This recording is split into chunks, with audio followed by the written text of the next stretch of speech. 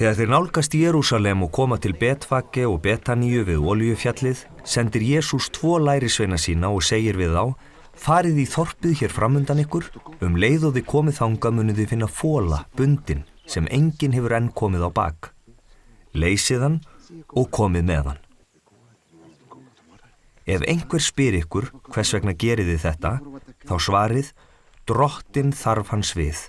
Hann sendir hann jafn skjótt aftur hingað.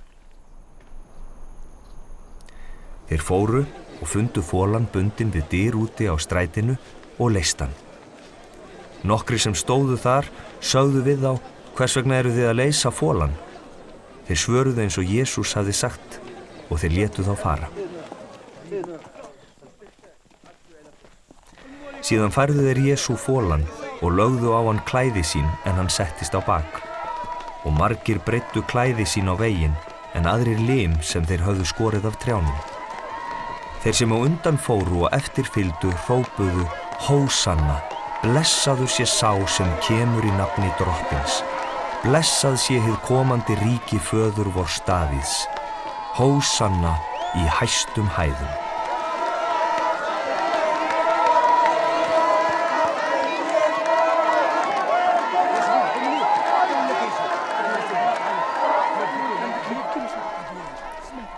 Jesús fór inn í Jerúsalem og í helgidóminn.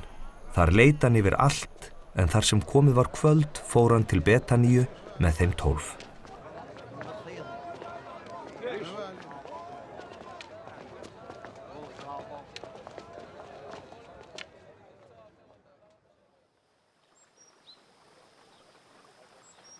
Á leiðinni frá Betaníu morgunin eftir kenndi Jesús hungurs.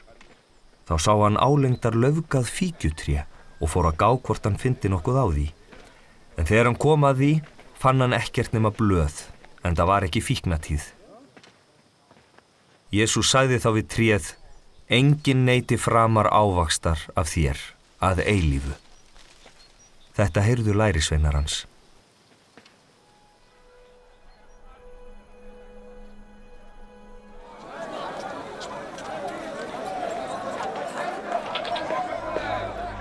Þeir komu til Jerúsalem og Jesús gekk í helgidóminn og tók að reka út þá sem voru að selja þar og kaupa og hrattum borðum víxlarana og stólum dúfnasalana.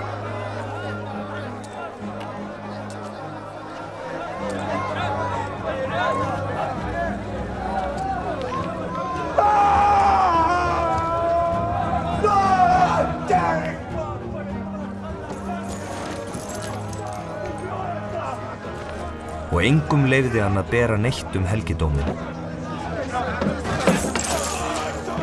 Og hann kenndi þeim og sagði: er ekki ritað: hús mitt á að vera bænahús fyrir allar þjóðir, en þið hafi gert það að ræningjabæli.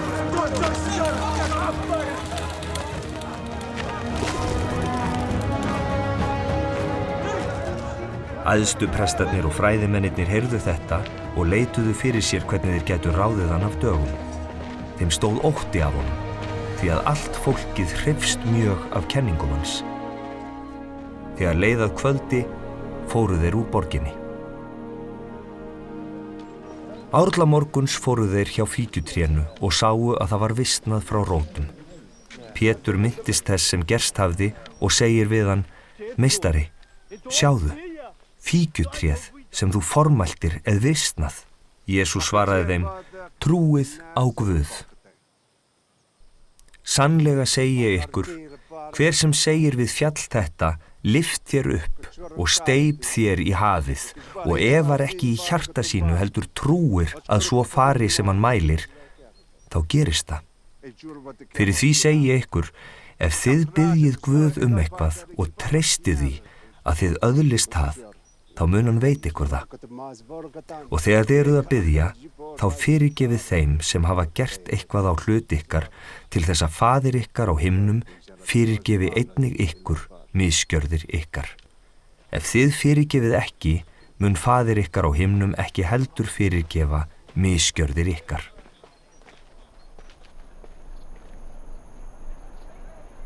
Þeir koma aftur til Jerúsalem og þegar hann var á gangi í helgidóminum koma til hans æðstu prestarnir, fræðimennirnir og öldungarnir og segja við hann: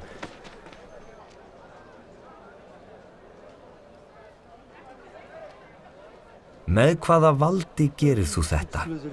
Hver gaf þér það vald að þú gerir þetta? Jesús sagði við þá: Ég vil leggja eina spurningu fyrir ykkur. Svarið henni og ég mun segja ykkur með hvaða valdi ég geri þetta. Hver fól Jóhannesi að skýra? Var það Guð eða voru það menn? Svarið mér. Þeir ráðguðust hver við annan þetta og sögðu: Ef við svörum, það var Guð, spyr hann: Hví trúðu þið honum þá ekki? Eða ættum við að svara: Það voru menn? Það þorðu þeir ekki fyrir fólkinu því allir töldu að Jóhannes hefði verið sannur spámaður. Þeir svöruðu Jesú: Við vitum það ekki. Jesús sagði við þá: Ég segi ykkur þá ekki heldur hver fól mér að gera þetta.